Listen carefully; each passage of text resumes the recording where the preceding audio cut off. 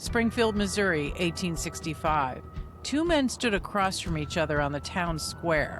Their hands were on their holstered guns. They had been friendly, but now they were seconds away from shooting at each other. It was the first quick-draw duel of the Wild West, and it would make one of them a legend. It's the history of murder, and I'm your host, Clare O'Donoghue.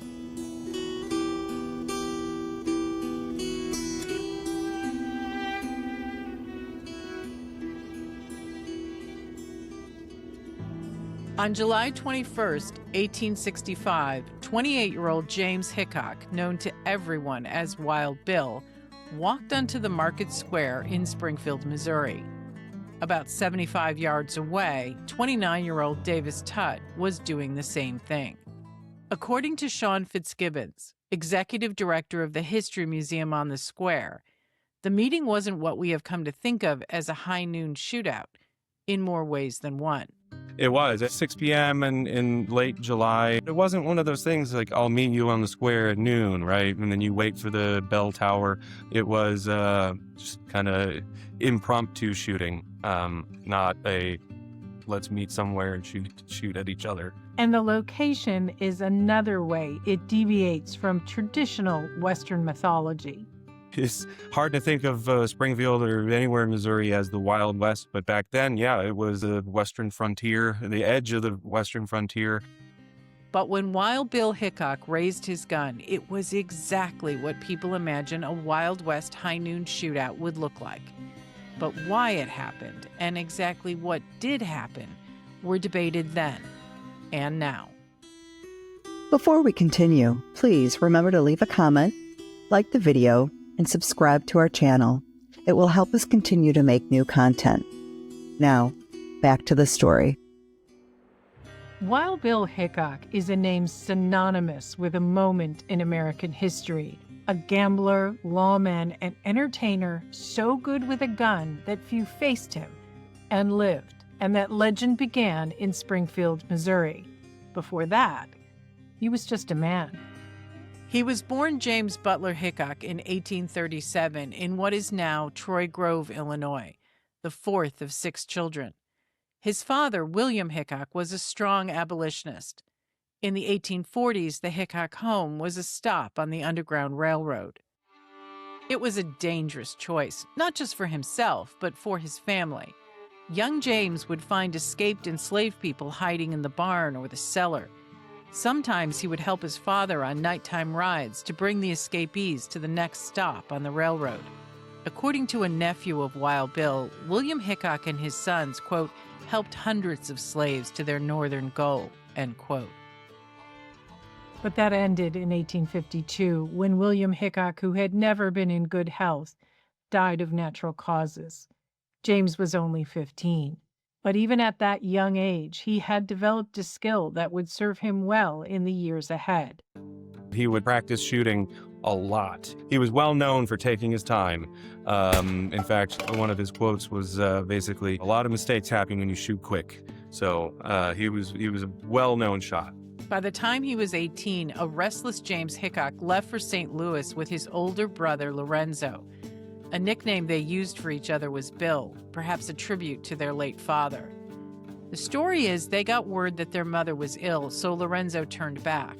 But it's also said that the elder brother didn't like the big city and was desperate to return to the life he knew. But James Hickok wanted adventure. At one point, he wrote home his intentions. I am a pilgrim, and I'm a stranger, and I'm going to wander till I'm 21, and then I'll tarry a little while. He was a marshal here, peace officer here. He embodied the spirit of the Wild West, going out and making your own and by many means. One of his jobs was to drive wagon trains going west. On one of those journeys, he met a 12-year-old who was loading the wagon trains. His name was Billy Cody, who would one day grow up to be Buffalo Bill. He later described meeting Hickok. He was a tall, handsome, magnificently built, and powerful young fellow who could outrun, outjump, and outfight any man in the train. Their friendship was reportedly cemented one night when a fellow driver, a man described by Buffalo Bill as, quote, surly and overbearing, unquote, knocked the young Billy Cody down and seemed ready to beat him, maybe even kill him.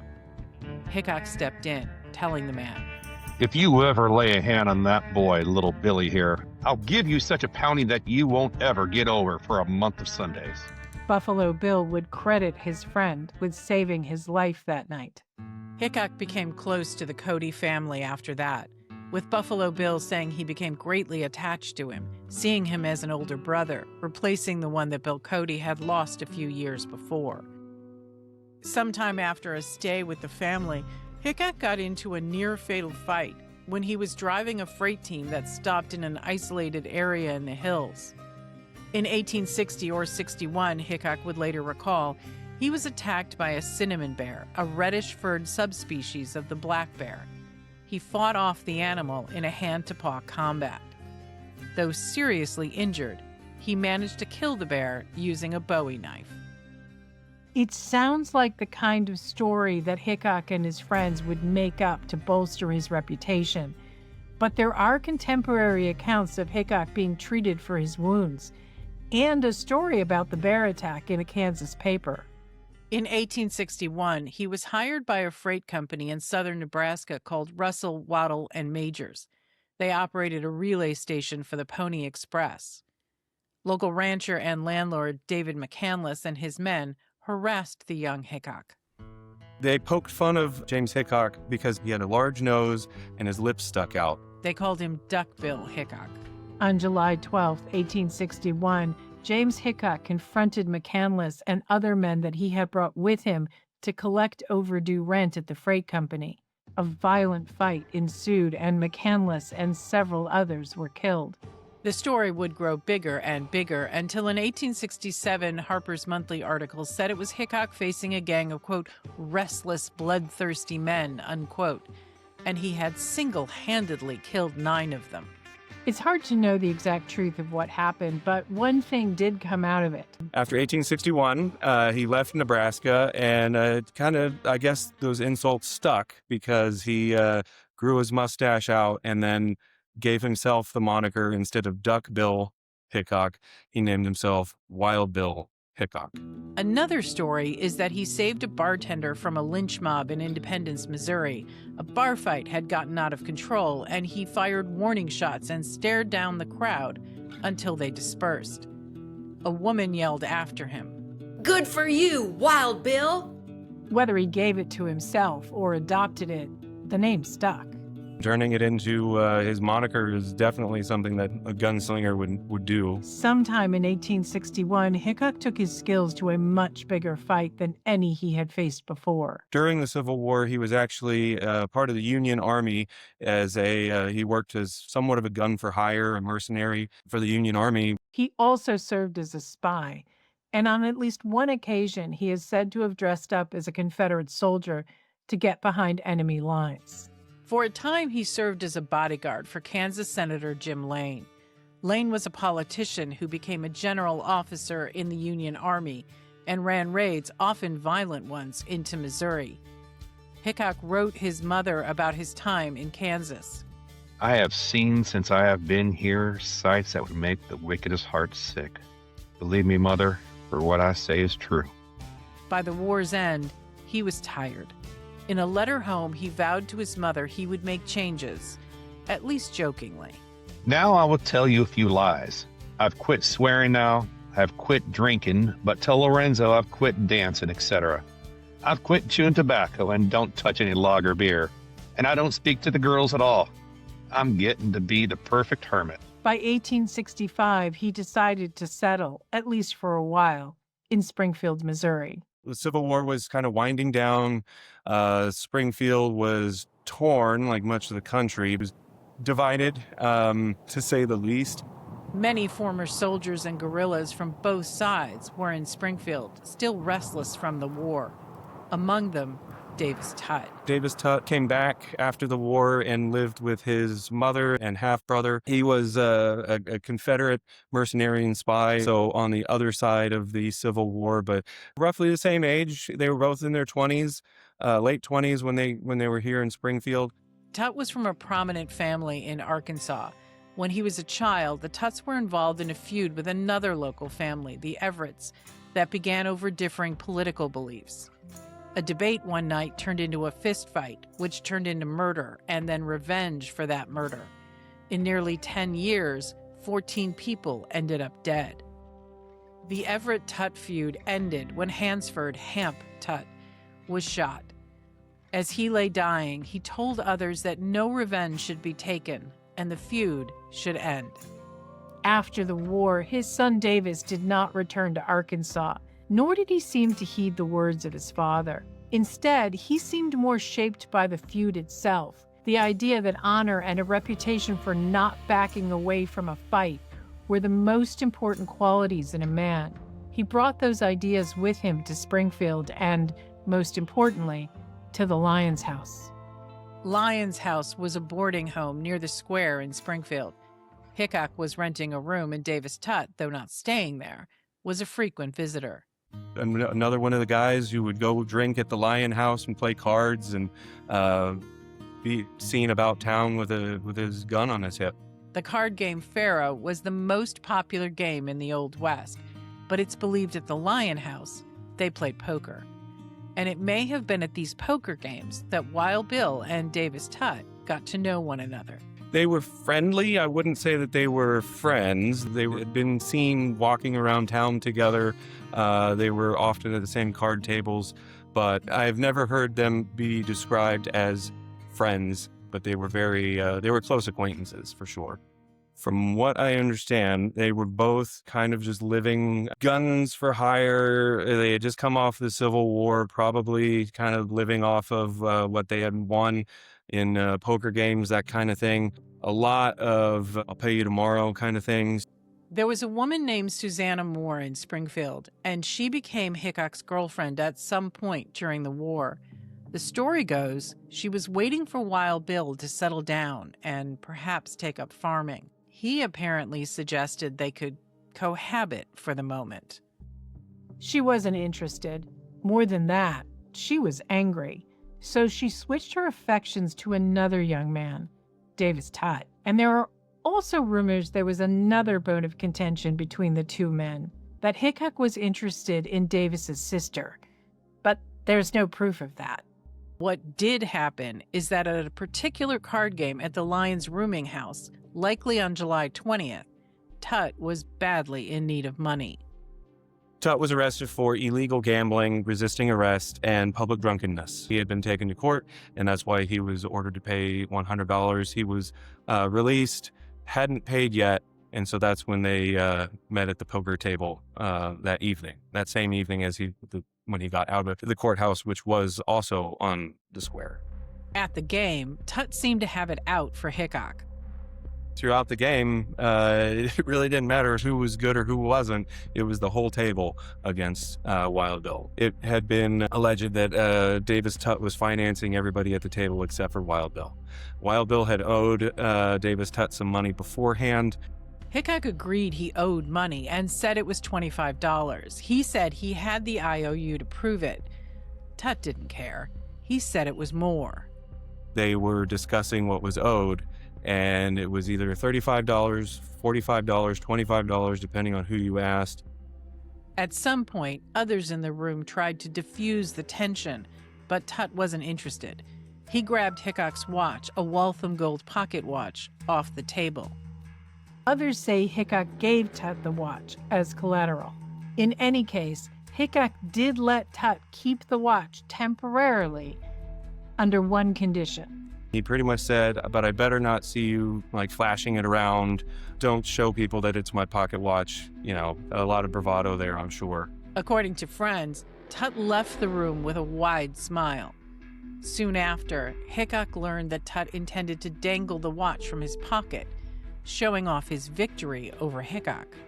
Was it because Tutt was desperate for money and was upset that Hickok was downplaying the debt?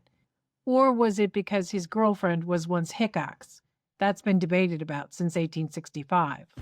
Apparently, at about 5 p.m. on July 21st, two of Tutt's friends tried to negotiate with Hickok on the steps of the Lion House.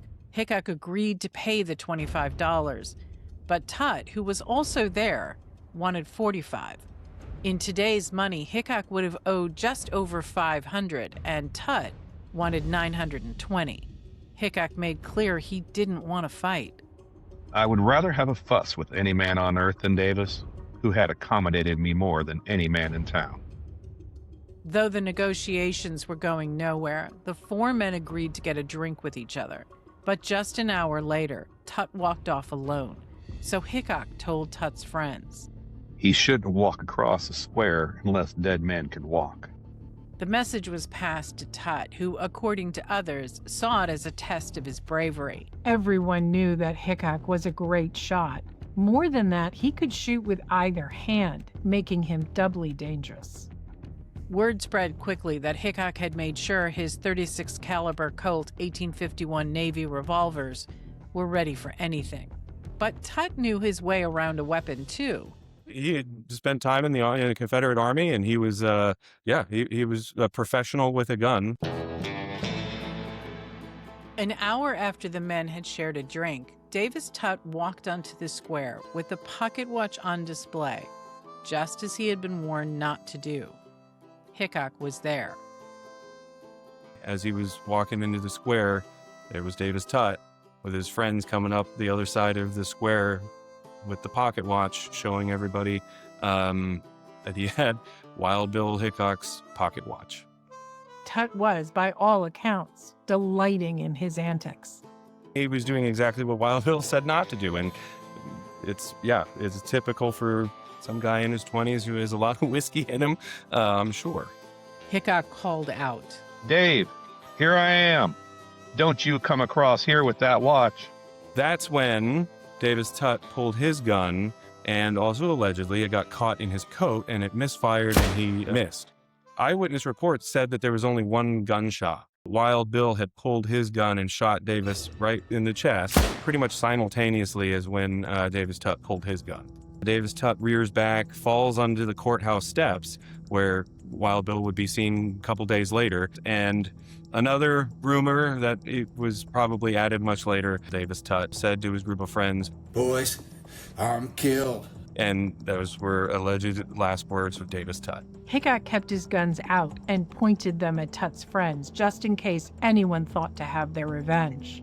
Aren't you satisfied, gentlemen? Put up your shooting irons, there'll be more dead men here. There were plenty of shootouts all over, but this was the first documented, written about eyewitness reports of two guys in the public square, standing face to face, ready to draw.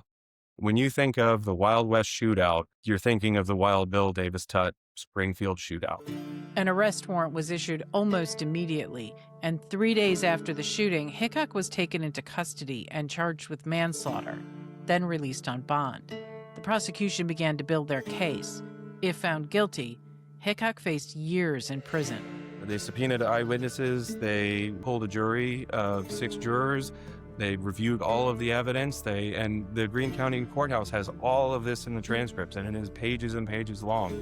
It was taken very seriously, which is very surprising because everybody just assumes that it was just another shootout. But gun violence was actually pretty rare in the Wild West.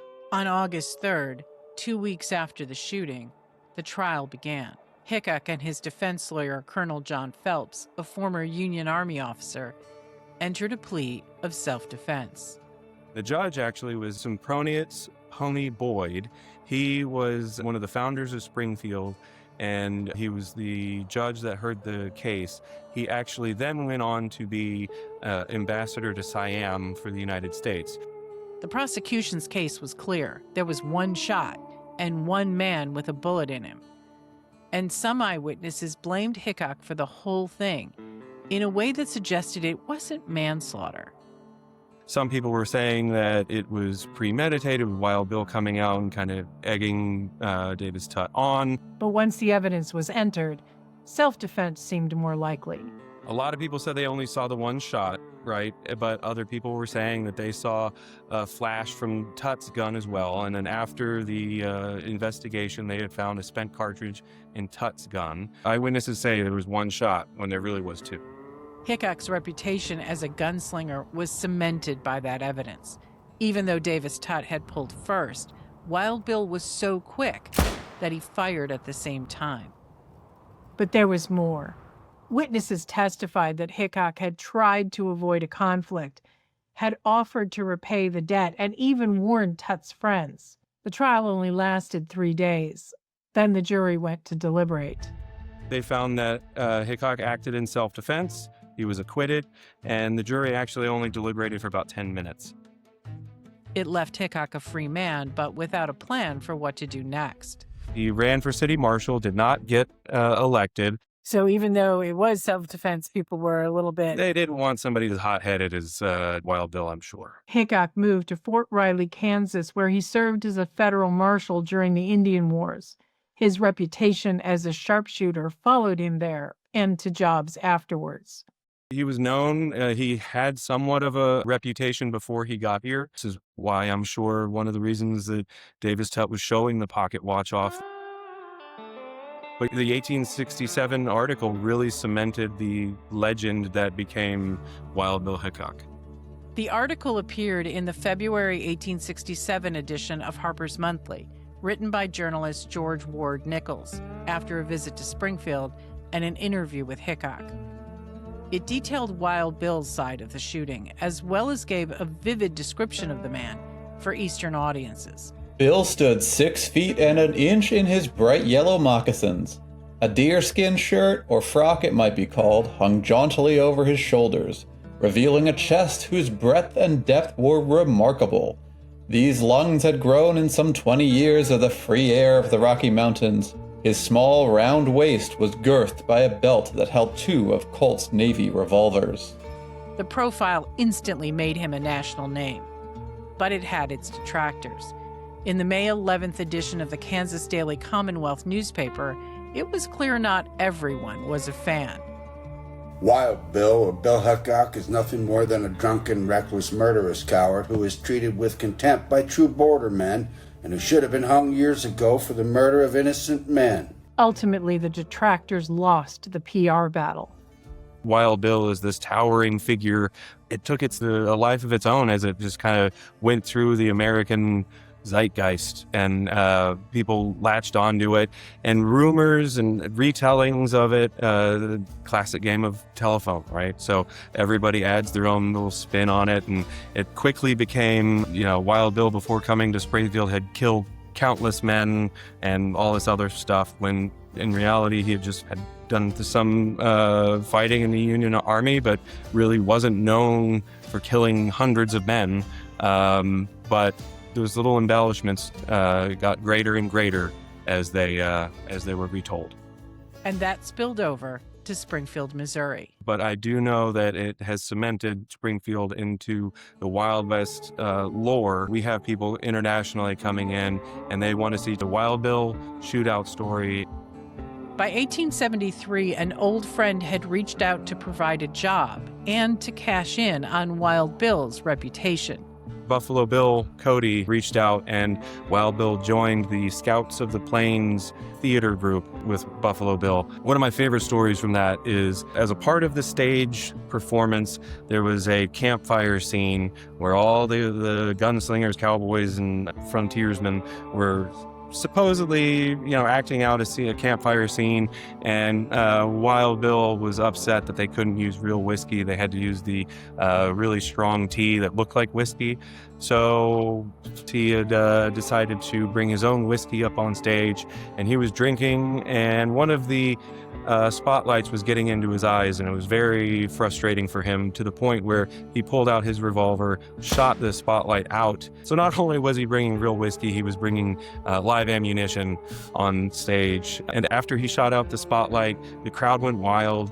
And then from that point on, they incorporated that scene into every performance of that from now on out. Wild Bill continued to make his living with gambling, entertaining, and even searching for gold. He died in 1876 in Deadwood, South Dakota, when he was 39. The man who was legendary for his quick draw was shot in the back of the head while he was playing poker. But his story didn't end there. He was the tall tale for sure, a living tall tale, and, a lot of what has been told of him has been exaggerated, but a lot of it didn't need to be.